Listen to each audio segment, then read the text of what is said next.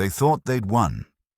The galaxy's most feared warrior race outlawed firearms across every star system, no plasma rifles, no energy weapons, no projectiles of any kind. They called it the Warrior's Code, a way to make combat honorable again. But they made one critical mistake. They assumed humans would play by their rules. When Captain David Chen walked into that council chamber, he carried exactly 0 guns. The alien security scanners confirmed it. No weapons detected. The Vorathian warriors relaxed. They'd finally tamed the unpredictable humans, but what they didn't see was the weight distribution across David's body. 47 carefully balanced points of steel, each one a masterpiece of human craftsmanship, each one perfectly legal under their new code. The Vorathians had studied human history. They knew about our guns, our bombs, our technology, but they'd overlooked something far older, something that existed before we discovered fire. Humans had been killing with blades for 200,000 years. We'd perfected it, and now, thanks to their weapons ban, we were about to teach the galaxy's greatest warriors a lesson they'd never forget. Here's what makes this story absolutely insane. The Vorathians weren't just any alien race. They stood 9 feet tall. Their bones were 3 times denser than ours. Their reflexes tested faster than any species ever recorded. They'd conquered 42 worlds using nothing but hand-to-hand combat. These weren't amateurs. These were the most dangerous close-quarters fighters in known space, and David Chen was about to embarrass them in front of the entire Galactic Council. But the truth behind this will shock you. This wasn't just about one human with a lot of knives.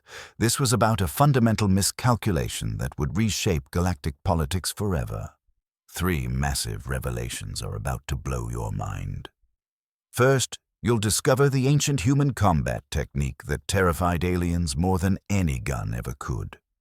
Second, you'll learn about the secret training program that turned ordinary humans into knife-fighting legends. And third, you'll see how this single incident triggered the most important military doctrine change in galactic history. The Vorathians thought they were leveling the playing field. Instead, they'd just handed humans the ultimate advantage. Let me show you exactly how this happened. The Galactic Council had a problem. Humans were too good at war. We'd joined the galactic community just 50 years earlier, and we'd already revolutionized combat. Our weapons technology advanced faster than any species could track. We invented new ways to kill with disturbing creativity. The older races were scared, not of losing to us. They were scared we'd accidentally exterminate everyone, including ourselves. So they proposed the Warrior's Code, a galaxy-wide weapons ban that would force all conflicts back to civilized combat. Melee weapons only. No projectiles, no explosives, no energy weapons that could destroy a ship from 10 miles away. The Vorathians championed this movement. They'd built their entire culture around close combat. Hand-to-hand fighting was their religion. They were convinced this ban would restore their dominance. 43 species signed the treaty. Earth was the last to agree. Our military commanders argued for months, but our diplomats saw an opportunity. Humanity had a dirty little secret. We'd never stopped training with blades. Every Special Forces unit on Earth still taught knife combat, not as a backup skill, as a primary discipline. While other species viewed melee weapons as primitive, we'd spent centuries perfecting the art. Here's the first surprise. The Vorathians had never actually fought humans in close combat. Our previous conflicts happened at range. Space battles, orbital bombardments, drone warfare. They'd studied our historical records. They saw our swords and spears as ancient relics. They completely missed the combat footage from our special operations forces. Footage showing humans moving with blades in ways that defied their understanding of physics. The second surprise was Captain David Chen himself. He wasn't Special Forces. He wasn't even military originally. David had been a culinary student before joining the Colonial Navy, but he'd grown up in his grandmother's restaurant. She was a master of traditional Chinese cooking, and in her kitchen, knives weren't just tools. They were extensions of your body. David could debone a chicken in 17 seconds. He could julienne vegetables without looking. His blade control was supernatural. When the Warriors' Code passed, Earth's military started recruiting unusual candidates: chefs, butchers, surgeons, martial artists, anyone who'd spent 10,000 hours working with bladed tools. David scored in the top percentile. They sent him to a classified training facility in Norway. What happened there would change everything. The Council scheduled a demonstration fight. The Vorathians would face one human warrior in ceremonial combat. They wanted to prove their superiority publicly, show the galaxy that humans weren't so scary without their guns. They expected Earth to send their biggest soldier, maybe someone enhanced with cybernetics. They didn't expect a 5'9" chef with 47 knives strapped to his body. Now here's where things get really interesting. The Vorathians had studied human anatomy extensively. They knew our weak points, arteries, organs, nerve clusters, but they'd made a critical assumption.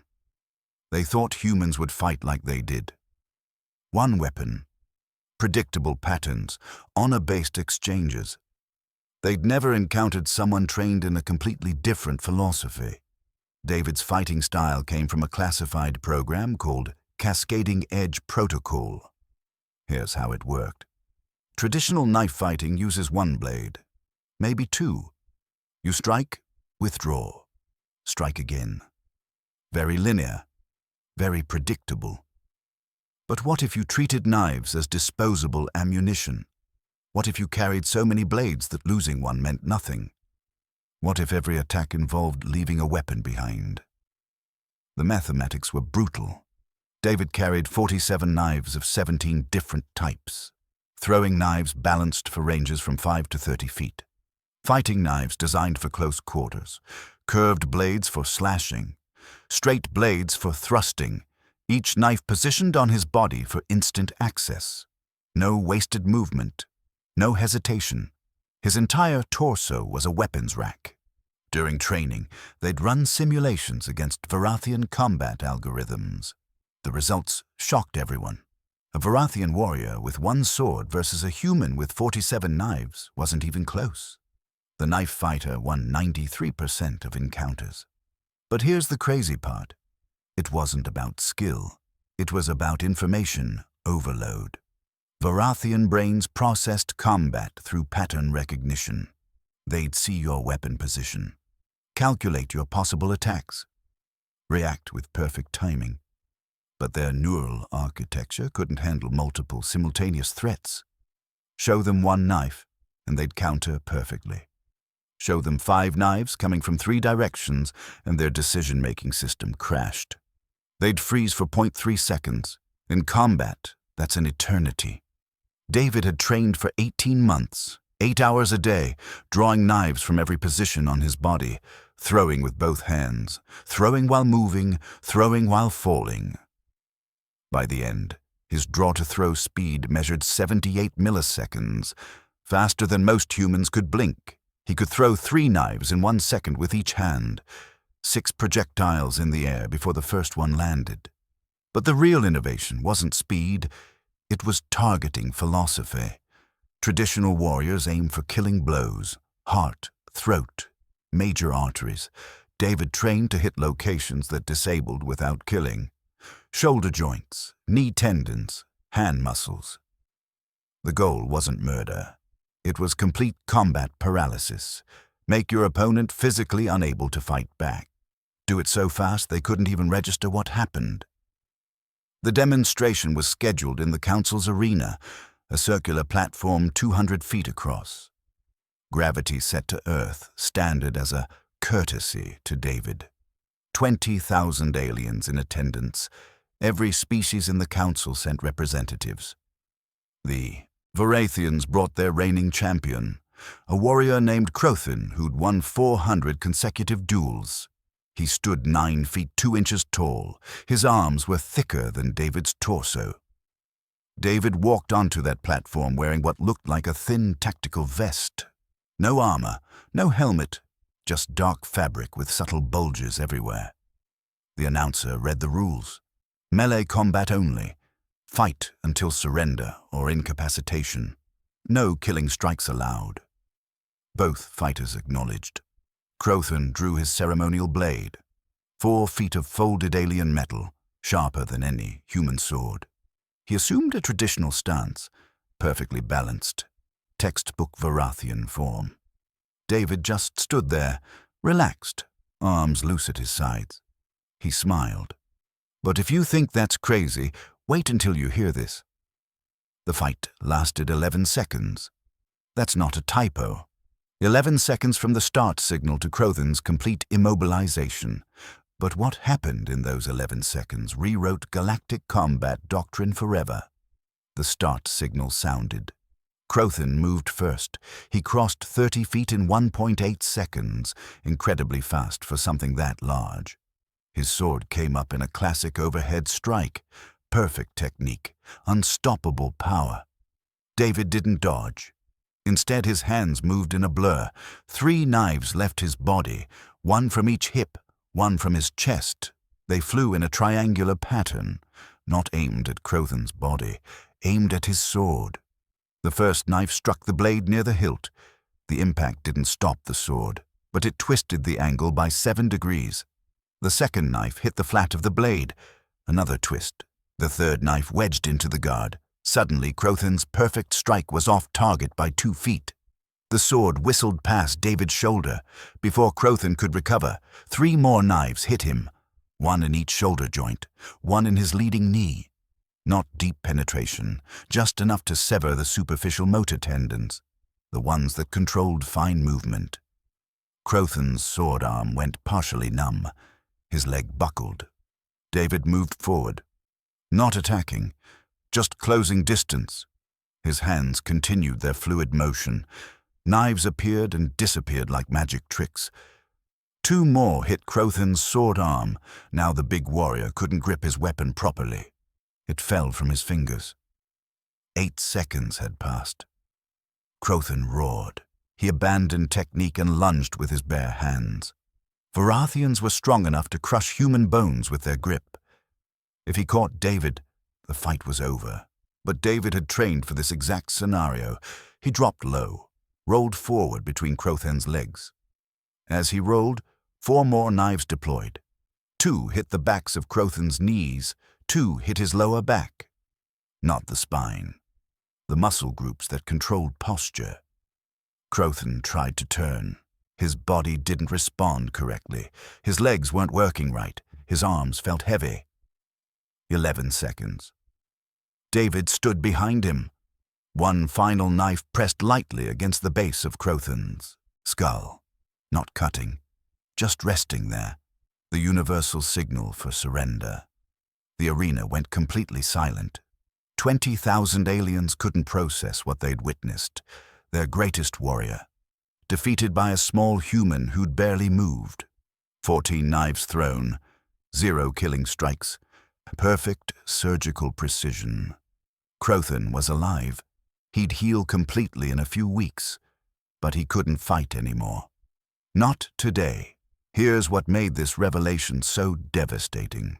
The Vorathians had counted on physical superiority. They were bigger, stronger, faster in straight-line speed. But combat isn't about straight lines. It's about angles, timing, information warfare. David hadn't beaten Crothan with strength. He'd beaten him with calculus. Every knife throw created multiple problems for Crothan to solve. Defend against the projectile, defend against the follow-up, maintain offensive pressure, track the human's position. Vorathian brains could handle 2, maybe 3 simultaneous calculations. David forced him to make 14 calculations in 11 seconds. The system overloaded. But here's the deeper secret. This wasn't just about David's skill. This was about humanity's evolutionary advantage. Humans evolved as persistence hunters. We chased prey for hours. We tracked wounded animals across impossible terrain. Our brains developed pattern recognition that worked across time. We could predict where something would be, not just where it was. We could throw projectiles accurately while running. No other predator on Earth could do that. No other species in the galaxy had this specific neural architecture. The Vorathians had made a fundamental error. They assumed weapons determined combat effectiveness. They banned guns to level the playing field, but they didn't ban the human brain. They didn't ban 10 million years of evolution that made us the galaxy's most effective throwers. They didn't ban the creativity that let us turn 47 pieces of metal into an unstoppable weapons system. The council chamber erupted in chaos.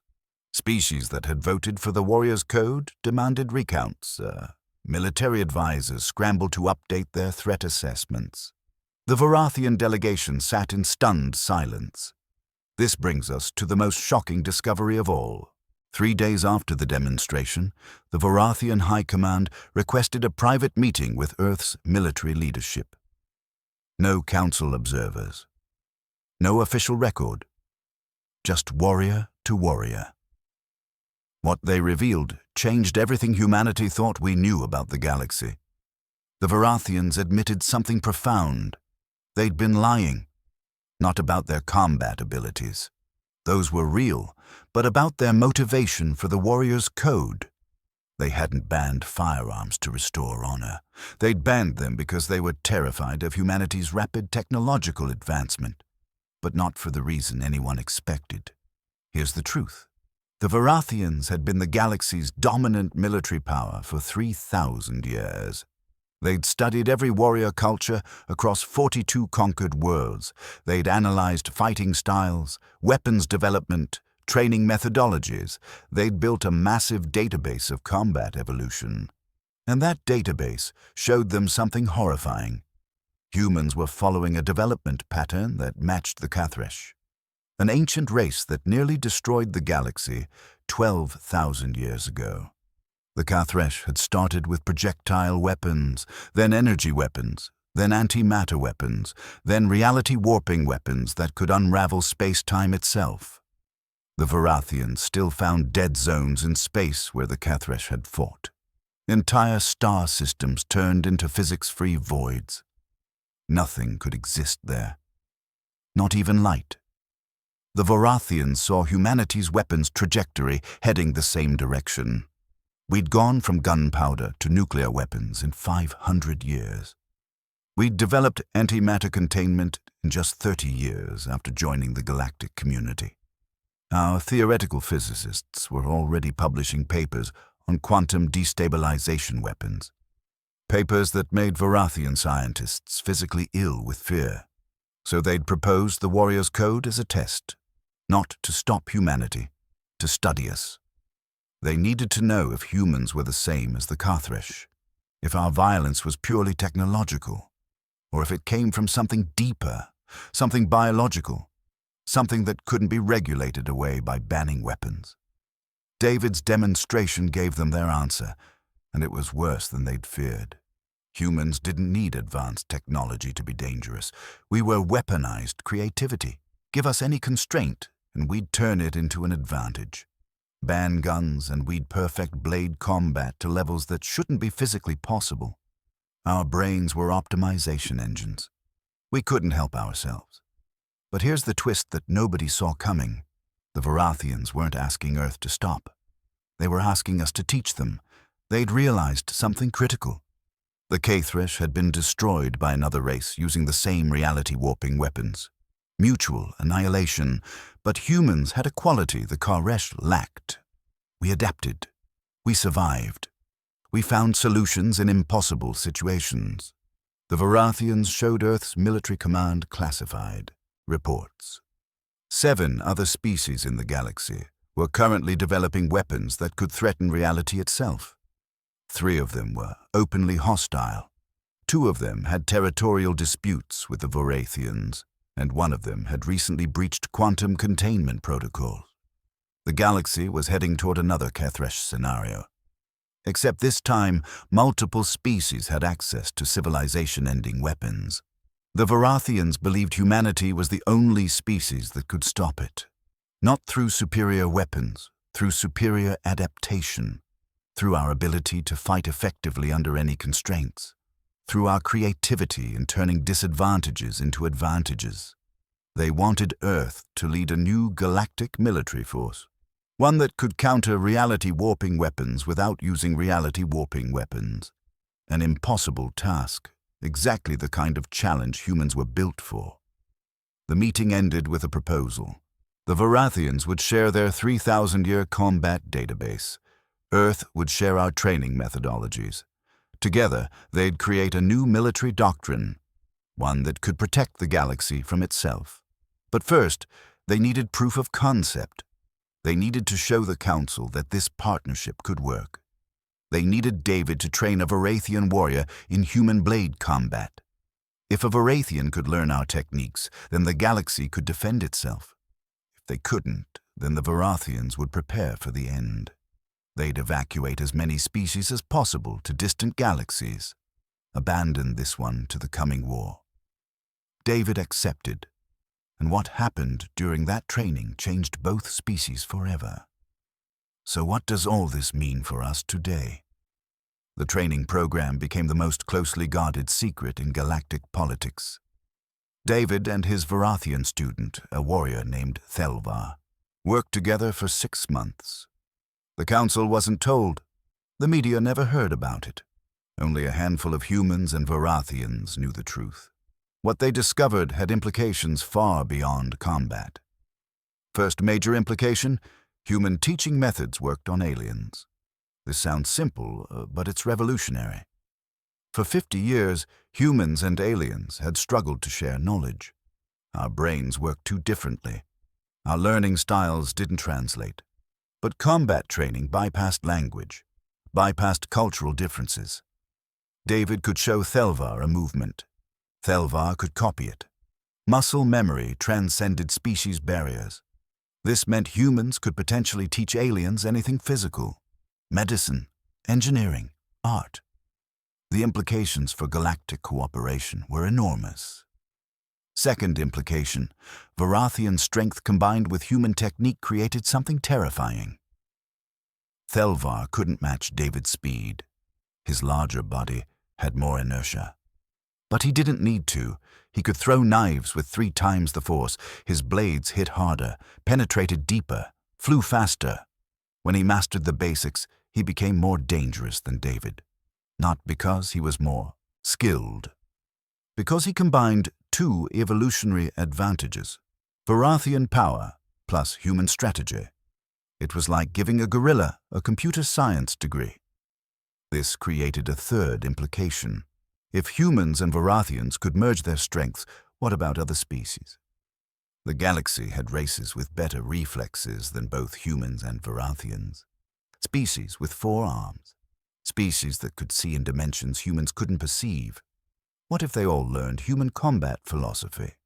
What if creativity became a teachable skill instead of a human monopoly? The military implications came into focus fast. Earth and the Vorathian High Command started secret talks. They couldn't stop hostile species from developing reality-warping weapons. Those projects were too far along, but they could prepare countermeasures. Human engineers working with Vorathian manufacturers could build equipment that worked under impossible conditions. Suits that functioned in physics dead zones. Weapons that operated on mechanical principles instead of energy. Tactics that assumed technology would fail. But here's where things got personal for regular people. This partnership meant human culture would spread across the galaxy. Not through diplomacy, not through trade, through military necessity. Alien warriors needed to think like humans to survive the coming conflicts. That meant learning human history, human philosophy, human problem-solving methods. Within 10 years, human martial arts instructors became the most sought-after trainers in galactic space. Within 20 years, human combat films became required viewing at alien military academies. The economic implications were staggering. Earth went from being a minor player in galactic politics to having leverage over military training across 43 species. Human consultants commanded premium rates. Human weapons manufacturers suddenly had alien clients. Human strategy experts advised governments that had existed for millennia, all because David Chen threw 14 knives in 11 seconds. For individuals, this opened new career paths. You didn't need to be a soldier. Chefs like David became combat instructors. Surgeons taught precision techniques. Athletes taught movement patterns. Anyone with exceptional fine motor control could find work in the new multi-species military programs. Earth's economy boomed. Our unemployment rate dropped to historic lows. But there was a darker implication. If humans were this good at combat creativity, what happened when we turned that creativity toward the reality-warping weapons we were trying to stop? Every Vorathian knew the answer. Every human military leader knew it too. We had to control ourselves. Humanity had to consciously choose not to develop the weapons we could develop. We had to be the adults in a galaxy full of species playing with matches near gasoline. The Vorathians proposed a permanent oversight council. Humans and Vorathians together, monitoring weapons research across all species, using military force if necessary to prevent another Cathresh scenario. Earth's government agreed, but they insisted on one condition. The council would be transparent. No secret decisions, no hidden agendas. If humanity was going to police the galaxy, we'd do it in the light. The council vote happened 3 years after David's demonstration. 37 species voted yes. 6 voted no. The Human Vorathian Defense Initiative became official. Its headquarters was built on a neutral moon. Its first commander was a Vorathian general. Its second in command was David Chen. Before we wrap up, there's one final thing you need to know. 5 years into the Defense Initiative's operation, they intercepted a transmission from deep space, beyond the galactic rim, beyond any known civilization. The signal was old, incredibly old, 12,000 years old. It was a warning message from the Cathresh. The translation took 6 months. When they finally decoded it, the message was simple. The Cathresh hadn't destroyed each other with reality-warping weapons. They'd attracted something that lived in the spaces between universes, something that fed on the quantum distortions created by advanced weapons. The Cathresh had ripped holes in reality, and things had crawled through, things that couldn't be killed with conventional weapons, things that barely interacted with normal matter. The Cathresh warning was explicit. Stop developing weapons that break the laws of physics. Stop creating holes in space-time. The predators are always watching, always waiting, always hungry. Every species that reached this level of technology faced the same choice. Stop advancing, or face extinction from something far worse than any army. This changed everything. The hostile species developing reality-warping weapons weren't just threatening the galaxy. They were ringing a dinner bell for trans-dimensional predators. The Defense Initiative's mission transformed overnight. They weren't just preventing war between species. They were protecting reality itself from invasion. And here's the final twist. The Vorathians had known about this message for 200 years. They'd discovered it while studying the Cathresh dead zones. They'd kept it secret because they had no solution. No way to stop species from developing forbidden weapons. No military force capable of enforcing a weapons ban across the entire galaxy.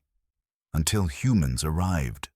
Our creativity, our adaptability, our ability to fight effectively without relying on advanced technology. These traits made humans the perfect guardians against the coming darkness. We could fight with knives if necessary. We could fight with rocks. We could fight with our bare hands. We didn't need to break the laws of physics to win. We just needed to outthink the enemy. David Chen stood in the Defense Initiative headquarters, reading the full Cathresh message for the first time. He understood now why the Vorathians had tested him, why they'd staged the demonstration, why they'd shared their secrets. They hadn't been looking for a warrior. They'd been looking for proof that someone could win without breaking reality.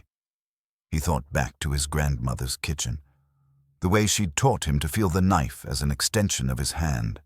The way she'd insisted on perfecting the basics before learning anything fancy. The way she'd said, tools should make you better at being human, not replace being human. She'd never known she was teaching him to save the galaxy, but in a way, that was the most human thing possible. Taking simple lessons, simple tools, simple techniques, and turning them into solutions for impossible problems. That was humanity's gift. That was what made us different from the Carthresh. We never forgot that the person mattered more than the weapon. The galaxy would face the trans-dimensional threat eventually. Everyone knew it. The hostile species wouldn't stop their research. The predators would come. But when they did, they'd face something unexpected. Not advanced weapons, not physics-breaking technology, just humans and their alien students, fighting with the oldest tools in existence: blades, strategy, creativity, and the stubborn human refusal to give up, no matter how impossible the odds. If this opened your eyes, you need to hear what happened next. Let's recap what we just uncovered. The Warrior's Code wasn't about honor. It was a test to see if humans could win without destroying reality. David Chen's 47 knives weren't just weapons. They were proof that creativity beats raw power every single time. And the galaxy's greatest warriors weren't looking for soldiers. They were searching for teachers who could prepare everyone for a threat that lived between dimensions. These revelations should change how you think about human potential. We're not special because we're stronger or smarter than aliens. We're special because we adapt, because we turn constraints into advantages, because we've survived ice ages and plagues and wars and disasters by refusing to quit. That same trait makes us valuable on a galactic scale, maybe even makes us essential.